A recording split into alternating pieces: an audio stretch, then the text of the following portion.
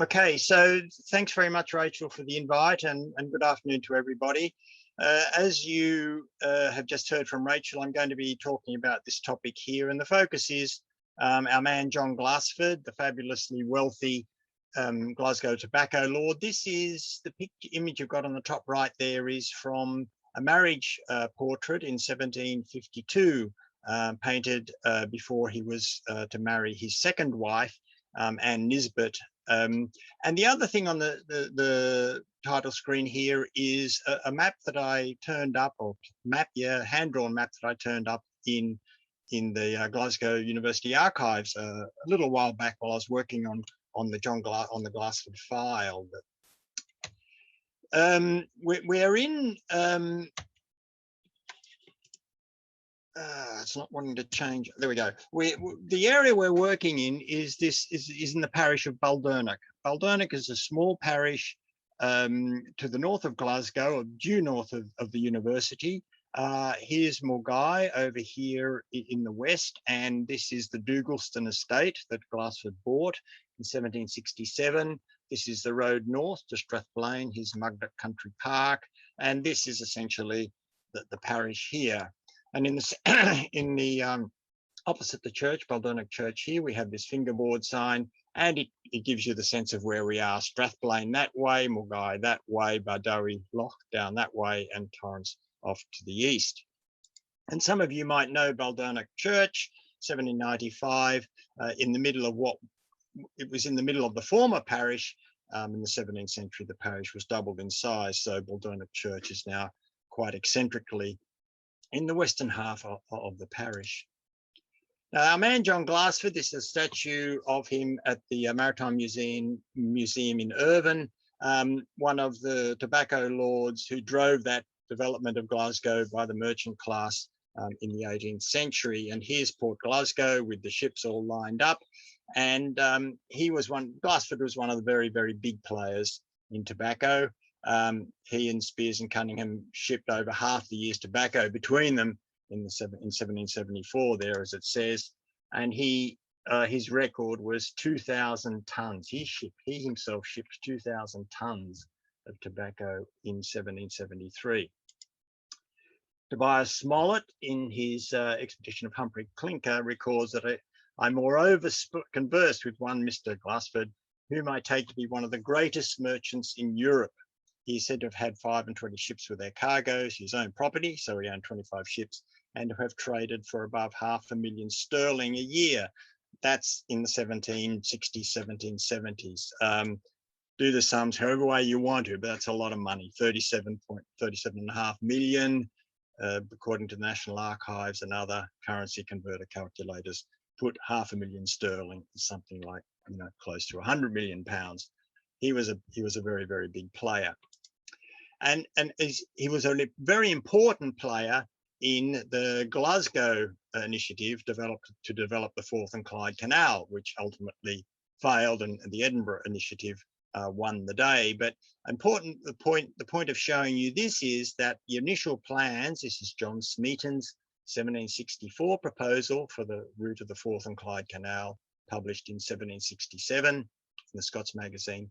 The Forth and Clyde Canal passed very close to Dougalston estate, which in fact Glassord bought in 1767. And I think there's the reason for that purchase lies partly, the purchase of Dougalston lies partly related to the fact that the canal passed so close. A key player in Glassord's purchase of Dougalston was Baron Muir. Baron Muir was one of the leading worthies in society, if I can put it that way, Baron of the Court of Exchequer. And interestingly, the little twist here was that Baron Muir was married to Anne Graham, who was and she was the granddaughter of Lord Easdale, who was a son of John Graham of Dougalston. So there was a really strong family connection by marriage between Glassord and his purchase of Dougalston. This is a bunch of letters in the Muir of Cornwall correspondence in the National Library of Scotland. And in this letter, John Glassord in 1767 writes to Baron Muir, says, "The meeting held here today in Glasgow there was subscribed before and at the meeting about £15,000. And this was they were subscribing money, the Glasgow merchants, to put an act to Parliament to have the canal built. So there was about £15,000 subscribed. After a stop was subscribing. It was declared on account of the shortness of the sum that the subscriptions were void, which minute being wrote and signed by the Lord Provost as President, Mr. Garble, after a very proper introduction, declared that Mr. Ritchie and I, Mr. Ritchie, another Glasgow merchant, would fill up the subscription to the necessary £40,000 for this act to go to Parliament. And so in effect, at this meeting, when the subscriptions were under quite a long way short of the £40,000 necessary, John Glassord and Ritchie stood up and said, we'll give you the remaining £25,000, about £4.5 million. This is the kind of player that Glassord was, very, very wealthy, someone who was a real mover and shaker, and his connection with Baron Muir highlights this point in another way. He was wealthy. He owned his city house was Shorefield House down on the Tron, and this is where that opening is now, where Glassford Street runs north. He owned Whitehill out in the East End on Duke Street, essentially the far end on Duke Street. And this is Dougalston Estate near Mulgai. Here's the Campsies in the background, Dumgoyne. This is Mulgai here, and this is Dougalston Estate just here. He built a gambling house to drink and gamble with his pals, did John Glassford. And he also owned a farm out at the east end of the canal at Netherwood. And the reason I note this is because he sold a whole bunch of boggy ground to the canal company for them to dig the canal through, the most difficult patch of the whole canal, in fact, as it turned out. So he was a real mover and a shaker, John Glassford, and very, very wealthy. As part of the purchase of Dougalston Estate in 1767, Craig Maddie House was part of the estate. It came with the purchase.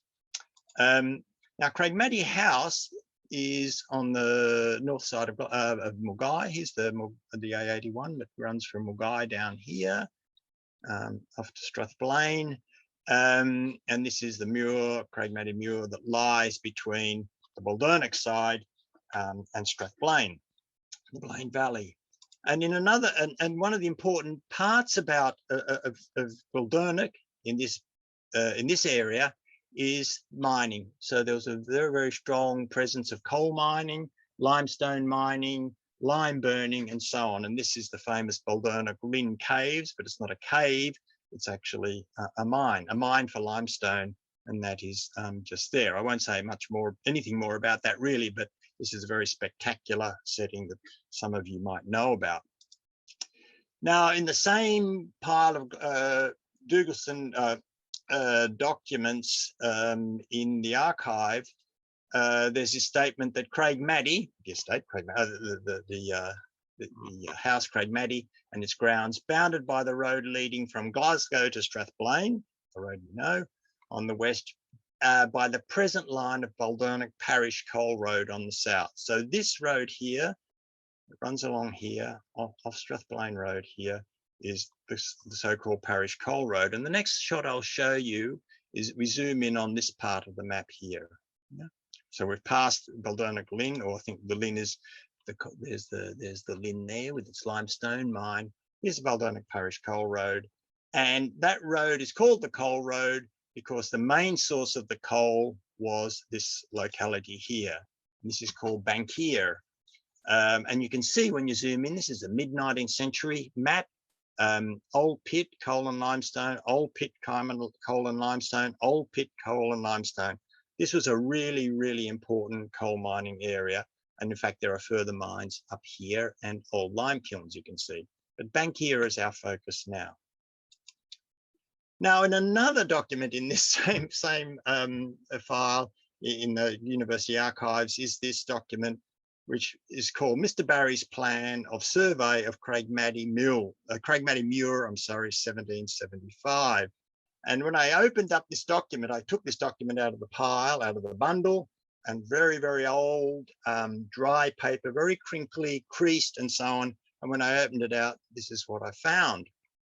And this is it's quite probably almost a metre by a metre, hand drawn, amazing old map. It's now been, once I folded it out and used it, it was then conserved. So it's all been conserved by the Archive Service. And just to zoom in on a couple of patches, this is the north, Loch Lomond, the River Endrick, Kirk of Drymen, Kirk of Balfron, Kirk of Killern. Here's the Campsie Fells, mountains, mountains, mountains, Astrath. So that's the north part, Stockymuir. Some of you will know these various localities. Zooming in on the more central part, Strathblane Parish, Campsie Parish, Cadda Parish, and Baldernick Parish. It's really focused squarely centered on Baldernick.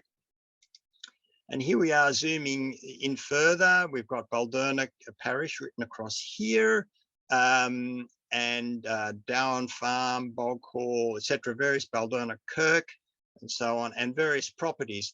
And one of the things you notice when you look in detail, we've got here Bog Hall House, and Cole. Now, Bog Hall is actually quite an important A-listed arts and crafts house on that locality. So this is a previous Bog Hall, not the arts and crafts one, but was an important house in Baldernick.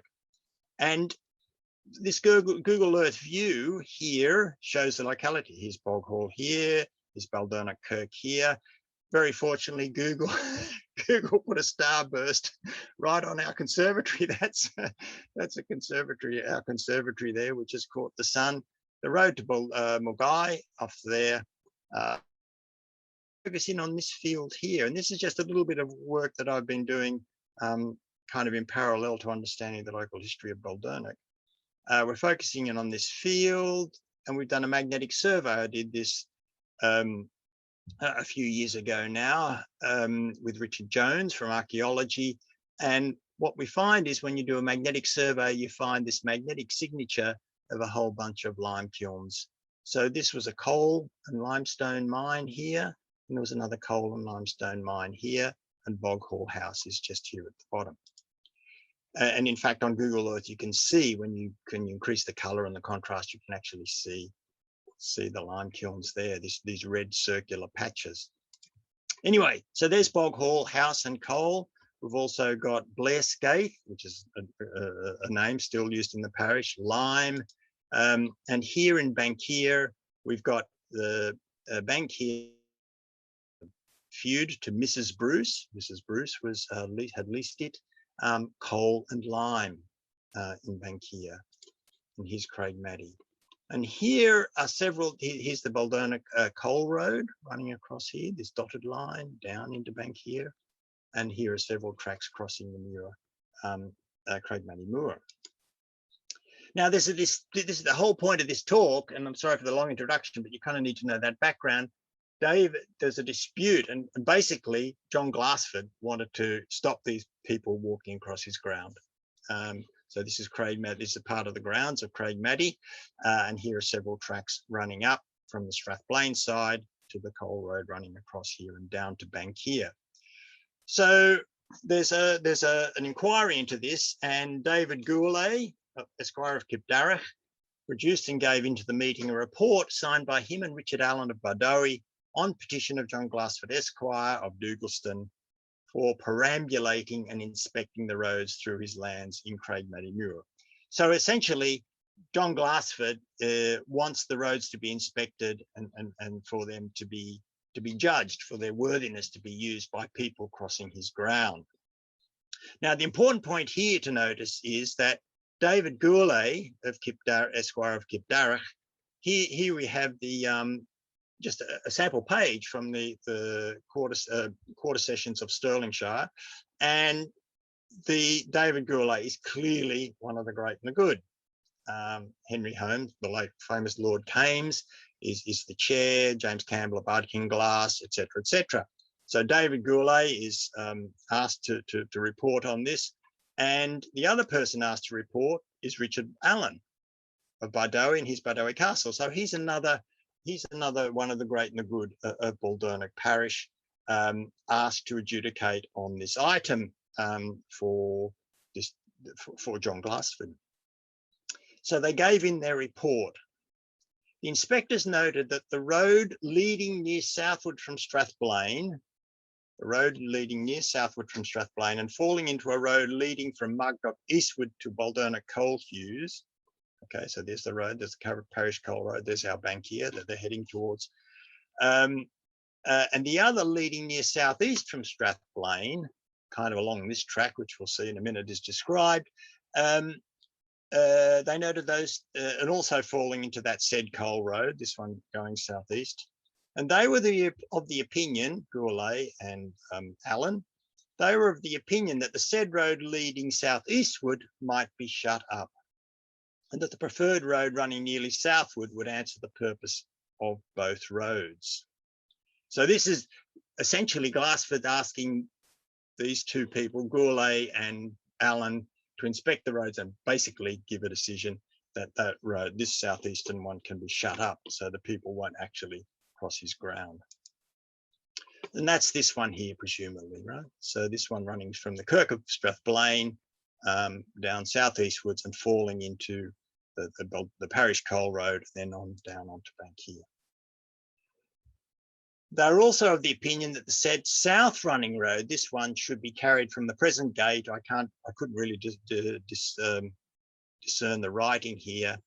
Should be carried southwards along the old road until it joined the said road leading eastward from Mugdock. So those instructions relate to this part here. But anyway, carry the road southward to Mugdock and then join that east leading road. And further, they were of the opinion, and this is the key thing, that no other roads were necessary through Mr. Glassord's land in Craigmaddy Muir. This is to be intimated at the kirk doors of Killern, Strathblane and Baldernick, that all person having interest might have access to know and object if they thought necessary. So these two worthies decide that this road should be shut up and this one should become the main road from Strathblane across south, across to the coal hue, to the point where they bought their coal.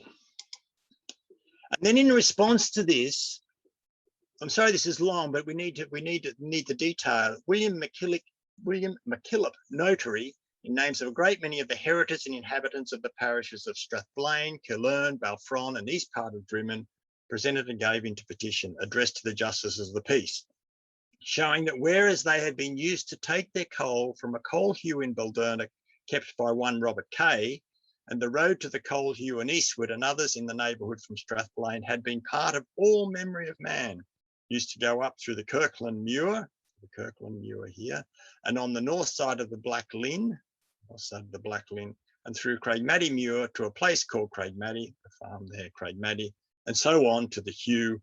But they were informed that Mr. Glassord of Dukeston had given in a petition to the justice to get that road shut up. If they go on to say, the people objecting, if the road was carried on the way proposed, it was near a mile about and would take double the expense to keep it in repair that the old way would take. And it was a great hardship upon the inhabitants from the Kirk of Strathblane through a great tract of country 10 miles northwards to be put so far about. They would rather the road shortened as lengthened. And besides, the road called the Mugdock Road, we now call the Old Mugdock Road, that is wanted to be established is made use of but by very few people, and the road wanted to be condemned was used by a great number. So very few use this one. This is the one that everyone used, but that's the one that Glassord wanted shut up. The follow-up report from the committee noted several persons claiming interest, particularly Robert Kay, the taxman of Bankia Coal Hue. He's fearing, I think, that he's going to lose trade by people not being allowed to walk this way. Now, the important point here, just to notice in passing, that people are walking 10 miles from East Drymen Parish to get their coal in Baldernick. So that's some walk. And imagine walking back the 10 miles with, I guess, a kind of a creel of coal on your back. But anyway, they decide we unanimously approve of the report of the said former committee. This is the Justice of the Peace, objected to by the said petition, and we are of the opinion that the said road leading southeastward through the said muir is impracticable. This one's impracticable. to be made, but at a great expense, and is not necessary and therefore ought to be shut up. And that the westernmost road mentioned in the said former reports is of most utility to the country and will sufficiently answer the purposes of both roads, and besides is the straightest and nearest road from the Kirkestrap Lane to the Kirk of Baldernick, and from thence to Glasgow, etc.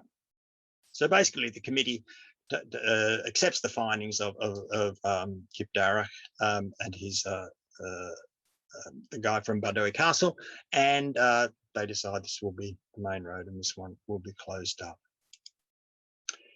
And then John Glassord says, and as Mr. Glassord consented at the meeting of the former committee to repair the worst part through his lands of the said westernmost road, so he's going to repair them, which will cost considerable expense. We also approve of the said former report with regard to there too. So once John Glassord gets his way, he says, well, I'll repair the road a bit for you. Now, this whole issue raises a broader question of the access of the small folk, if you like, to the resources of the country. And this is part of this whole issue of commonties and access to common land. And this book by Andy Whiteman, who is the MSP, was a Green MSP, and I think is now independent, talks about this issue. And in Scotland, the commonties weren't strictly commons. They weren't genuine commons as in England. They were actually as it says, legally the undivided common property of the neighbouring landowners, over which extensive rights of common use persisted. So basically, the commonties were common ground owned by the neighbouring landowners. They weren't commons as they were in England, but in effect, they had common use was an important part of it. Firmly rooted communal use of these areas continued unimpeded within the initial grants of land and so on. They survived for a long time as shared property. Now, there's a commonty of Baldernick, but we don't know when it was divided up. And the division of the commonties was facilitated by the fact that any one of the neighbouring landowners, any one of the landowners whose land adjoined the commonty could petition for it to be divided up, and it had to be. So the other landowners, the neighbouring landowners, had no say. If one petitioned for it to be divided up between those adjoining landowners, then it was to happen.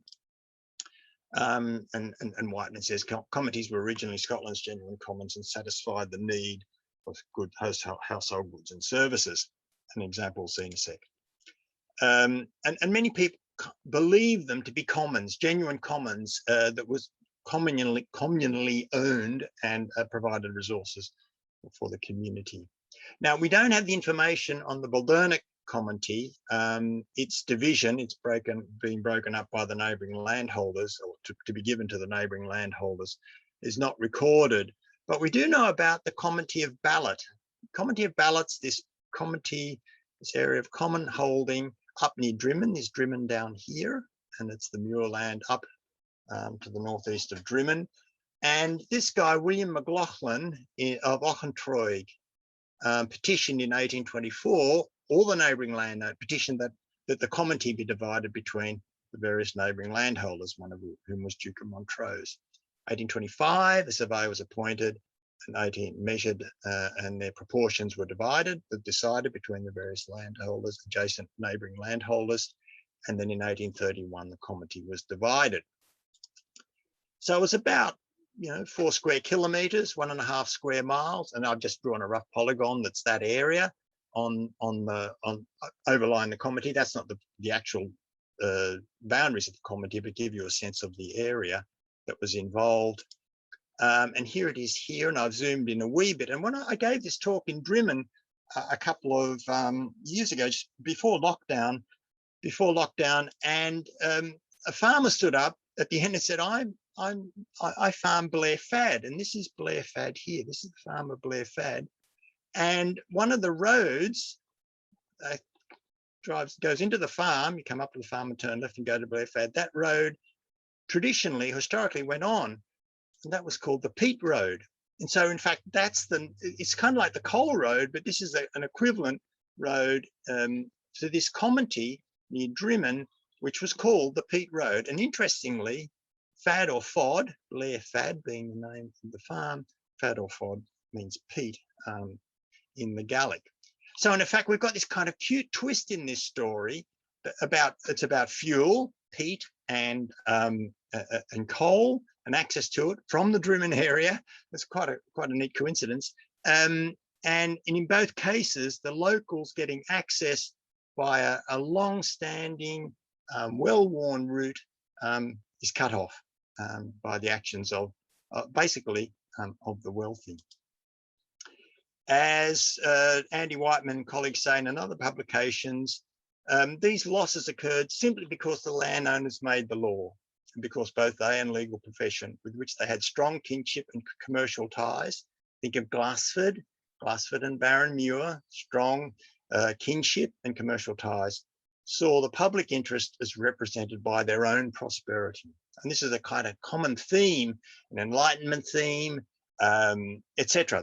There are big questions that lie behind these issues. The ordinary citizen had neither a vote nor a voice in the matter.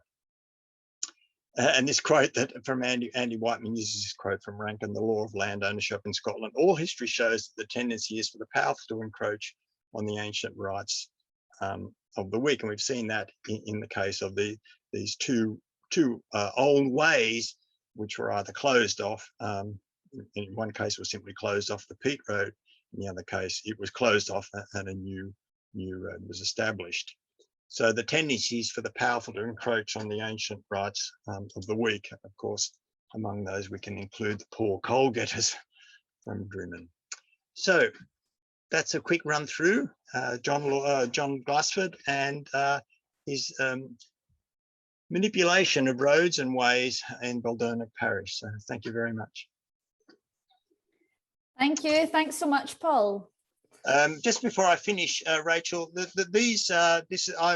Scottish Local History Forum publishes a journal 3 times a year, and I've written up what I've just spoken about in issue 99 there. And the Glassford marriage portraits, really very nice story about the Glassford marriage portraits. This being one of them, the 1752 one, has been written up by Tony Lewis, who's the curator of Scottish history at the Kelvin Grove, and that's available in issue 100, which you can get.